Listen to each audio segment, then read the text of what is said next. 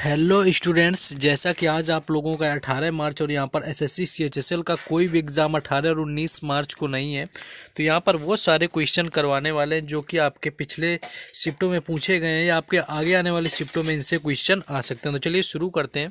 पहला क्वेश्चन है कि भारतीय रिजर्व बैंक की स्थापना कब हुई थी। तो अगर भारतीय रिजर्व बैंक की बात करें तो रिजर्व बैंक अधिनियम 1934 में आता था, जिसके प्रावधानों के अनुसार 1 अप्रैल 1935 को रिजर्व बैंक ऑफ इंडिया की स्थापना की गई थी। पहले इसका जो मुख्यालय था प्रारंभ में कलकत्ता में रखा गया था, लेकिन 1937 में स्थायी रूप से बंबई में स्थानांतरित कर दिया गया है।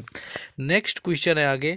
नेक्स्ट क्वेश्चन था कि खेलो इंडिया यूथ गेम्स 2023 का विजेता कौन था। अगर खेलो इंडिया यूथ गेम्स की बात करें तो 2023 में इसका 5वां संस्करण है, जो कि मध्य प्रदेश राज्य में हुआ है। और इसमें अगर पदक तालिका की बात करें तो आपका महाराष्ट्र पहले नंबर पर है और यहाँ पर जो मध्य प्रदेश है वो दूसरे नंबर से। इसका आयोजन जो है 30 जनवरी से लेकर के 11 फरवरी 2023 तक किया गया था और 5वां संस्करण था। यहाँ पर महाराष्ट्र ने 56 स्वर्ण पदक, 55 रजत और 50 कांस्य पदक के साथ पदक तालिका में शीर्ष पर है और खेलो इंडिया यूथ गेम्स 2023 का खिताब जीता हुआ है।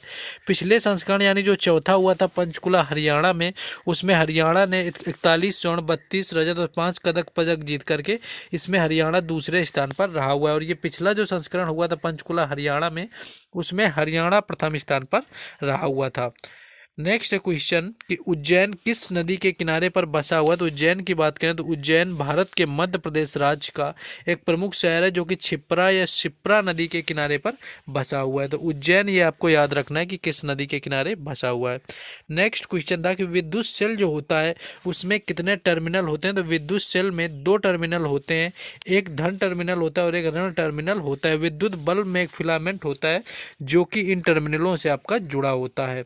नेक्स्ट क्वेश्चन था कि भारतीय प्रवासी दिवस कब मनाया गया। अगर भारतीय प्रवासी दिवस की बात करें तो हर साल प्रवासी दिवस यानी कि एनआरआई दिवस भारत के विकास में प्रवासी भारतीयों का योगदान उत्सव मनाने का अवसर होता है और प्रत्येक वर्ष 9 जनवरी को मनाया जाता है। और इसी दिन महात्मा गांधी 9 जनवरी 1915 में दक्षिण अफ्रीका से भारत लौटे हुए थे। प्रवासी दिवस जो होता है हर 2 साल बाद 9 जनवरी को मनाया जाता है। नेक्स्ट आगे देखेंगे हम लोग। नेक्स्ट क्वेश्चन था कि हिंदी व्याकरण के जनक कौन है। तो हिंदी व्याकरण के जनक श्री दामोदर पंडित को कहा गया है। इन्होंने 12वीं शताब्दी के उत्तरार्ध में ग्रंथ की रचना की थी, जिसे उक्ति व्यक्ति प्रकरण के नाम से जाना जाता है। हिंदी भाषा में पाणिनि आचार्य किशोरी दास वाजपेयी को कहा जाता है। नेक्स्ट क्वेश्चन देखेंगे हम लोग। नेक्स्ट यहाँ पर क्वेश्चन पूछा गया था कि जो सेबी की स्थापना है वो किस वर्ष हुई थी। यानी जो आपकी भारतीय प्रतिभूति और विनिमय संस्थान है की स्थापना 1988 में की गई थी, जो कि प्रतिभूति बाजार को विनियमित करने के लिए गैर संवैधानिक निकाय के रूप में की गई थी। वर्तमान में बात करें तो अजय त्यागी वर्तमान में सेबी के अध्यक्ष हैं। भारतीय प्रतिभूति और विनिमय बोर्ड भारत में प्रतिभूति बाजार के लिए भारत का सरकारी स्वामित्व वाला नियामक भी है। माधवीपुरी बुच जो की बात करें तो ये सेबी की पहली महिला अध्यक्ष रही है, जो कि अजय त्यागी से पहले यही अध्यक्ष थी सेबी की, जो कि पहली भारतीय महिला रही हुई हैं। नेक्स्ट क्वेश्चन था कि श्रीनगर को लेह लद्दाख से जोड़ने वाला राष्ट्रीय राजमार्ग कौन सा है। अगर श्रीनगर की बात करें तो जोजिला दर्रे पर नेशनल हाईवे 1D या आपका 1A जो है, यह श्रीनगर को लेह से जोड़ने वाला एकमात्र हाईवे यहाँ पर दिया गया है। नेक्स्ट आगे बढ़ेंगे, लेकिन उससे पहले जिन लोगों ने वीडियो को लाइक और चैनल को सब्सक्राइब अभी तक नहीं किया तो वीडियो को लाइक और चैनल को सब्सक्राइब करना है।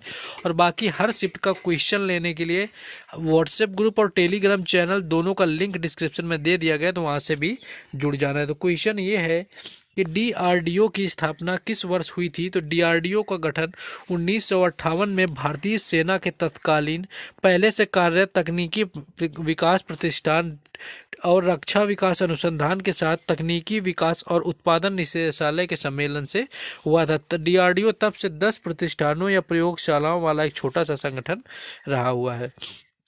नेक्स्ट क्वेश्चन है कि खेल दिवस किसकी याद में मनाया जाता है। तो खेल दिवस की बात करें तो भारत में राष्ट्रीय खेल दिवस प्रत्येक वर्ष 29 अगस्त को मनाया जाता है। और 29 अगस्त को मनाने का जो कारण है, इस दिन भारत के दिग्गज hockey player major Dhyanchand Kushwaha का जन्म हुआ था, जिन्हें कि मेजर ध्यानचंद को हॉकी का जादूगर भी कहा जाता है। नेक्स्ट क्वेश्चन है कि बाल पुरस्कार कितनी उम्र में दिया जाता है? तो हर साल जो प्रधानमंत्री होते हैं, राष्ट्रीय बाल पुरस्कार देश के सभी चुने गए क्षेत्रों बालकों में से 11 बच्चों को कला और संस्कृति में, 4 वीरता के लिए, 1 और इनोवेशन के लिए, 2 समाज सेवा के लिए, खेल के लिए यहाँ पर आपके लेकर के 5 से 18 साल के बच्चों के उम्र को बाल पुरस्कार से सम्मानित किया जाता है। नेक्स्ट क्वेश्चन है कि राज्यसभा में अधिकतम सीटों की संख्या कितनी है? तो राज्यसभा की बात करें तो संविधान के अनुच्छेद 80 में राज्यसभा के सदस्यों की अधिकतम संख्या 250 निर्धारित की गई है, जिसमें 12 सदस्य राष्ट्रपति द्वारा नाम निर्देशित किए जाते हैं और 238 सदस्य राज्यों के और संघ राज्य के क्षेत्र का प्रतिनिधि करते हैं। नेक्स्ट क्वेश्चन था कि जब कार्बन डाइऑक्साइड को कैल्शियम हाइड्रोक्साइड में मिलाते हैं तो क्या होता है? तो जब कैल्शियम हाइड्रोक्साइड को कार्बन डाइऑक्साइड द्वारा अपक्रिया कराने की अनुमति मिलती है तो कैल्शियम कार्बोनेट यहाँ पर प्राप्त आपका हो जाता है और इसके साथ ही जल का निर्माण भी होता है। नेक्स्ट क्वेश्चन देखेंगे। नेक्स्ट पूछा गया था संविधान में कितनी प्रकार की रिट जारी की जाती हैं? तो अनुच्छेद 226 के तहत मौलिक अधिकारों का हनन होने पर उच्च न्यायालय यानी कि हाई कोर्ट 5 प्रकार की रिट जारी कर सकता है और सुप्रीम कोर्ट की बात करें तो अनुच्छेद 32 के तहत सुप्रीम कोर्ट भी रिट जारी कर सकता है। नेक्स्ट क्वेश्चन है कि अरुणाचल प्रदेश की सबसे ऊंची चोटी कौन सी है? तो समुद्र तल से 21,300 फीट की ऊंचाई पर स्थित अरुणाचल प्रदेश की गोरी चेन चोटी सबसे ऊंची चोटी यहाँ पर अरुणाचल प्रदेश की है। नेक्स्ट क्वेश्चन है कि हॉकी वर्ल्ड कप 2023 कहाँ पर आयोजित हुआ था?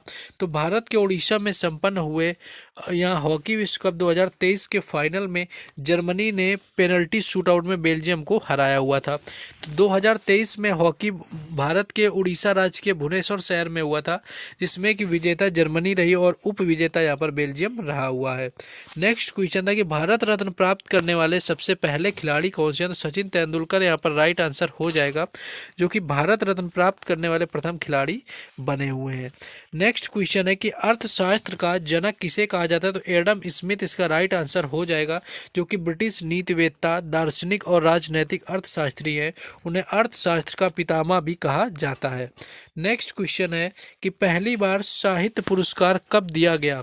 तो पहली बार ये पुरस्कार सन 1955 में दिया गया और पुरस्कार की स्थापना के समय पुरस्कार राशि 5,000 थी, जो 1983 में बढ़ाकर 10,000 कर दी गई और 1988 में बढ़ा करके इसे 25,000 रुपये कर दिया गया था, जो कि अब 2000 यानी 1 से वर्तमान में 40,000 रुपये राशि मिलती है। 2003 से आपकी यहाँ फिर एक बार बढ़ाई गई थी, तब से 50,000 रुपये इसकी अभी तक राशि मिल रही है। नेक्स्ट क्वेश्चन है कि निखिल बनर्जी का संबंध किससे है, यानी किस वाद्य यंत्र से है? तो निखिल बनर्जी का जो जन्म है 14 अक्टूबर 1931 को पश्चिम बंगाल के एक ब्राह्मण घराने में हुआ और निखिल रंजन बनर्जी को सितार वादक ये रहे हुए, सितार बजाना इनके पिता जितेंद्र नाथ बनर्जी से सीखा हुआ था। सितार बजाने में उन्हें बचपन से विलक्षण प्रतिभा रही है, तो ये सितार वादक रहे हैं, यानी सितार से संबंधित है यहाँ पर निखिल बनर्जी। नेक्स्ट आपके यहाँ पर केरल के कुछ वन्य जीव अभ्यारण्य है कि कौन कौन से केरल के वन्य जीव अभ्यारण्य हैं? तो बात करें यहाँ पर तो आरलम वन्य जीव अभ्यारण्य, इडुक्की वन्य जीव अभ्यारण्य, इराविकुलम राष्ट्रीय उद्यान, कलकुंडी पक्षी अभ्यारण्य, कुमारकुम पक्षी अभ्यारण्य, चिन्नार पक्षी अभ्यारण्य, चिमनी पक्षी अभ्यारण्य और चुल्लनूर मोर अभ्यारण्य, ये सारे केरल राज्य से संबंधित यहाँ पर अभ्यारण्य दिए गए हैं। और नेक्स्ट आपका पूछा गया एस जयशंकर जो हैं वो वर्तमान में क्या है? तो अगर एस जयशंकर की बात करें तो एस जयशंकर या सुब्रमण्यम जयशंकर वर्तमान में भारत के विदेश मंत्री हैं। वे जनवरी 2015 से जनवरी 2018 तक भारत सरकार के विदेश सचिव भी रह चुके हैं। उन्होंने विदेश सचिव के रूप में अमेरिका, चीन समेत आसियान के बेहद महत्वपूर्ण कूटनीतिक असाइनमेंट पर काम किया हुआ है। नेक्स्ट है यहाँ पर क्वेश्चन कि वर्तमान में सीबीडीटी के अध्यक्ष कौन है? तो केंद्रीय प्रत्यक्ष कर बोर्ड के वर्तमान में अध्यक्ष हैं यहाँ पर नितिन गुप्ता। उन्हें 1 जुलाई 2022 को आयकर विभाग के शीर्ष नीति बनाने वाले निकाय के सीबीडीटी अध्यक्ष के रूप में चुना गया था। प्रबोध चंद्र मोदी सीबीडीटी के अध्यक्ष के रूप में पद संभालने वाले चौथे व्यक्ति हैं। नेक्स्ट क्वेश्चन है कि इंटरनेट चलाने का अधिकार किस अनुच्छेद में है? तो संविधान के अनुच्छेद 19(1)(a) के तहत इंटरनेट के मौलिक अधिकारों को बनाया लाया गया था, इसे वर्ष 2020 में एक मौलिक अधिकार बना दिया गया था। तो ये आर्टिकल 19(1)(a) यहाँ पर राइट आंसर हो जाएगा, जो कि इंटरनेट चलाने से संबंधित है।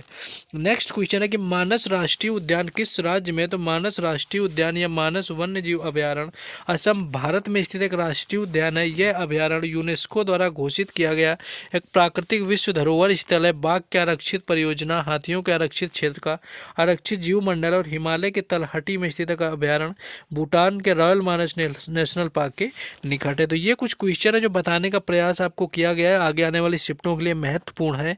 आज यानी कि 18 मार्च में, आगे आपका 20 मार्च से फिर से एग्जाम होगा। तो सब लोगों को पूरा वीडियो देख के अगर लाइक नहीं किया तो लाइक कर देना है, चैनल को सब्सक्राइब करना है। बाकी PDF लेने के लिए टेलीग्राम चैनल और व्हाट्सएप ग्रुप का लिंक डिस्क्रिप्शन में दे दिया गया है। चलिए मिलते हैं नेक्स्ट वीडियो में। जय हिंद।